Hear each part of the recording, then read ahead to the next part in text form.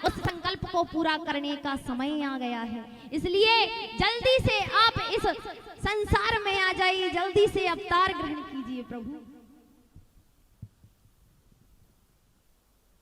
श्रीमन नारायण नारायण नारायण।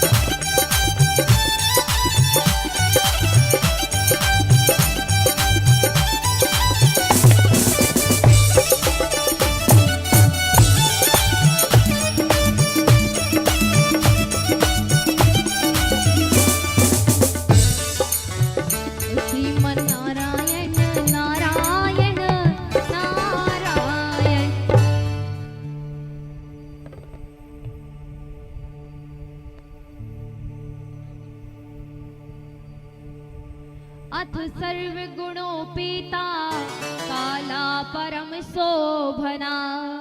इस श्लोक में जो अथ शब्द है उससे भगवान श्री कृष्ण का जन्म मास लिया गया। सृष्टि के आदि में जब ब्रह्मा जी का जन्म हुआ तब ब्रह्मा जी के मुख से सर्वप्रथम दो शब्द निकले, ओमकारश्च शब्दस्या द्वैतौ ब्राह्मणा पुरा। ओमकार अर्थात ओमकार और अथ, इसलिए ये दोनों शब्द मंगलवाचक हैं। मंगल को संस्कृत में भद्र कहते हैं, अर्थात अथ का अर्थ हुआ मंगल और मंगल ही भद्र है।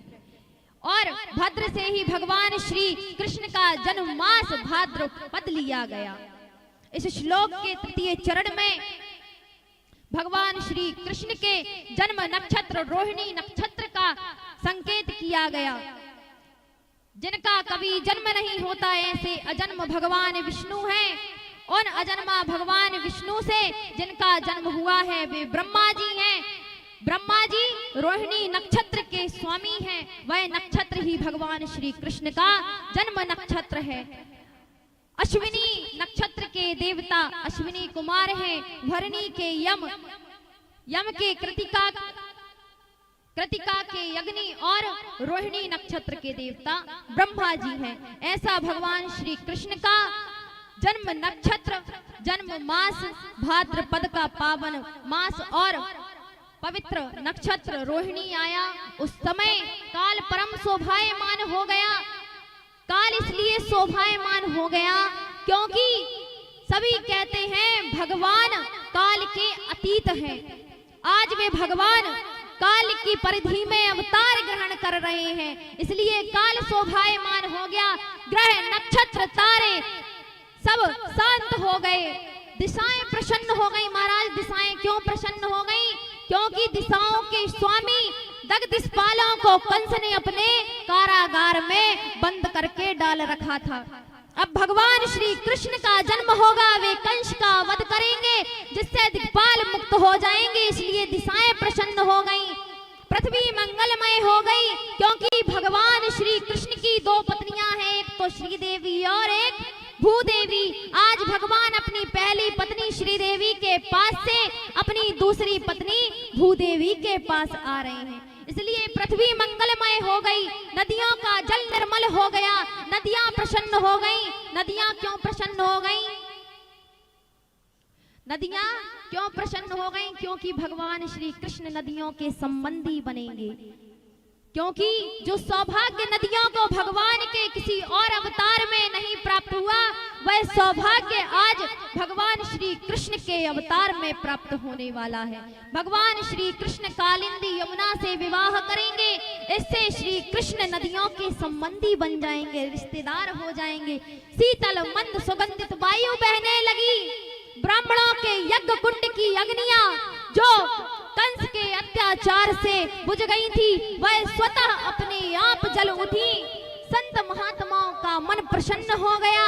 आकाश में देवता दुंदुभियां बजाने लगे, किन्नर गंधर्व गान गाने लगे, सिद्धचारण स्तुतियां करने लगे, विद्याधारियां अप्सराएं नृत्य करने लगी, देवता पुष्पों की वर्षा करने लगे, मेघ मंद मंद सी गर्जना कर रहे हैं और साथ में जलधारा बरसाने लगे हैं। मेघ इसलिए मंद मंद सी गर्जना कर रहे हैं क्योंकि महाराज जोर जोर से गरजेंगे तो कंस कहीं जाग ना जाए, इसलिए मंद मंद सी गर्जना कर रहे हैं। अथवा इसलिए मंद मंद गर्जना कर रहे हैं, मेघ समुद्र के पास जाते समुद्र से प्रार्थना करते, आपकी गुहा में भगवान श्री हरि निवास करते हैं, हम उनका दर्शन करना चाहते हैं, हमें उनका दर्शन करा दीजिए। तब समुद्र अपनी उत्ताल तरंगों से मेघों को पीछे ढकेलते हुए ले जाता हुआ कहता है, अरे मेघों, पहले मेरे इस खारे से जल को मीठा बना कर लाओ और इसे मीठा बना करके पृथ्वी में बरसाओ, यह परोपकार करो, तब प्रभु का दर्शन कराऊंगा।